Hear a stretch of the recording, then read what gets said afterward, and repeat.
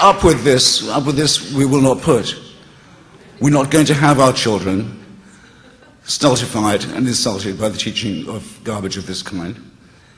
And it seems to me an outrage that Richard has fewer friends in his profession. It's for them, I think, to rally and draw the sword and say, with our help too, that this nonsense will not pass. Now, some of you know, well, I guess you all know now, that the words of one of my favorite poets, Ernest Dowson, are quite often with me. Dowson stole them actually from the Roman poet Horace. Non sum qualis eram. I'm not as I was. And though, as I know as well as you do, there's no point in arguing about the actual date or time of departure, because I like to think there would be no good time. I hope you agree with that.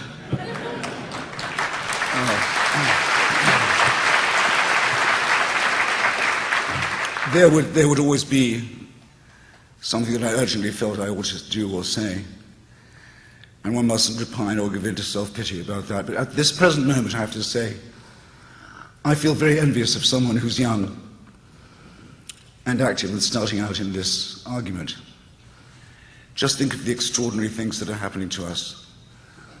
Go, for example, to the Smithsonian Museum, to the new, I hope you've done it, to the new Hall of Human Origins. Magnificently curated new exhibition, which shows, among other things, the branch, or branches along which perhaps three, certainly three, maybe four if you count Indonesia, humanoid, shall we say, anthropoid species died out not very long ago, within measurable distance of 75,000 years or so. Possibly destroyed by us, possibly not, we don't know. We know they decorated their graves. We think they probably had language ability. We don't know if they had souls. I'm sorry, I can't help you. We probably assumed that they were deluded into having some kind of God. But no religion is yet pronounced on these cousins and brothers and sisters of ours, because they don't fit. There's no way of fitting them into the ridiculous story that makes this tape wind round and round again and replay it and lead to us, to the grand solipsistic conclusion that this whole thing is designed with us in mind. But what a wonderful thing to be starting out in this tremendous new field of endeavor. How fabulous it would be if you had a gift for physics, to get a job as an intern with Lawrence Krauss, for example, who's just beginning to unravel, as very, very few people have yet dared to do, the idea of the alternate and parallel universe. And with each horizon that we reach, we see more bending beautifully towards and away from us. The knowledge we have, say, not just of the sentience, but also the cognition of animals, is all of it incredibly recent, a matter of decades, and enormously rich, and yet again very much challenging our own claim to primacy or supremacy in the biosphere, and rich in every possible kind of discovery. I suppose I should begin to close now, because I've said all I wanted to say for myself, and I will join Richard, if I may. You can ask me a question or two with your indulgence, but to say that I'm not going to quit until I absolutely have to, but that I... Oh, please. Because well, I wasn't finished. I'm not done. Till I absolutely have to. But I so envy those who could glimpse. I only mentioned 3 or 4 of the things that have magnetized and charmed and gratified me to think about in the recent past, and how much I hope that each of you forms some such ambition this evening and carries it forward. In the meantime, we have the same job we always had. to say as thinking people and as humans that there are no final solutions. There is no absolute truth. There is no supreme leader. There is no totalitarian solution that says that if you will just give up your freedom of inquiry, if you will just give up, if you will simply abandon your critical faculties, a world of idiotic bliss can be yours. You will certainly lose the faculties, and you may not know as a result that the idiotic bliss is even more idiotic than it looks. But we have to begin by repudiating all such claims. Grand rabbis, chief ayatollahs, infallible popes, the peddlers of surrogate and mutant quasi-political religion and worship, the dear leader, the great leader. We have no need of any of this. And looking at them and their record and the pathos of their supporters, I realized that it is they who are the grand impostors, and my own imposture this evening was mild by comparison. Thank you very much.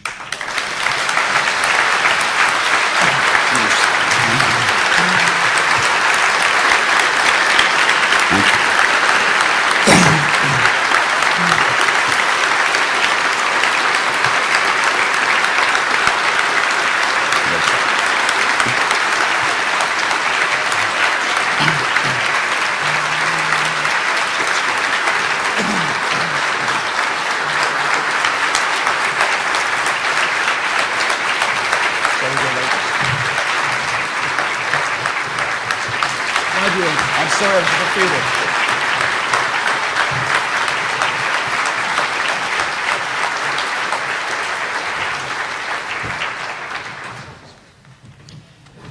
I should have said that the award is a beautiful collection of fossils, a nautiloid cephalopod from the Devonian era.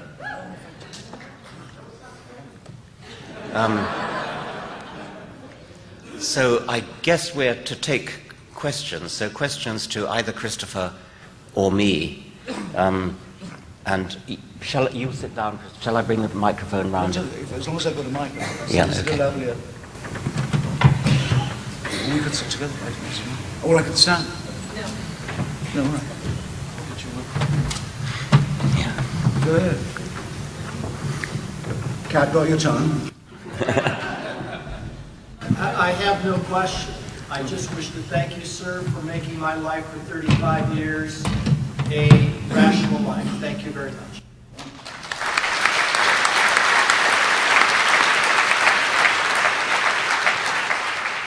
I feel if I vouch that, I acknowledge that I transformed 4 years ago. You have. It seems a bit much. Thank you. Why in the world can't I have a hero like you? Well, because you shouldn't need or want to have heroes. Every time people say, when I'm signing a book, I'm a terrific fan, I say, can I be a fan? I don't want for one thing, you shouldn't be one for another. I want a critical reader around.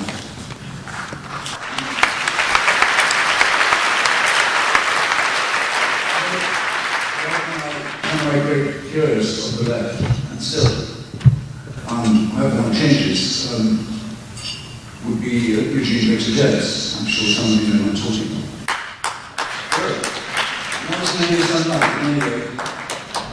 Very famous address to people protesting against the First World War in Richmond. In Milwaukee, I believe, he said to the crowd who adored him, he says, I would not lead you into the promised land even if I could. Because if I could lead you out, I could lead you back in again. Or excuse me, if I could lead you in, I could lead you out again, or someone else could lead you wherever they like. We don't want people who are credulous, we don't want people who are worshipful. We want people who will take all the sharpest lists of all to make sure that their critical faculties are never blunt. And we look forward to being rebutted. We look forward to evidence being presented that they haven't seen yet. We're willing to say that might change my blush. That and only that is needful, I think, for our discourse.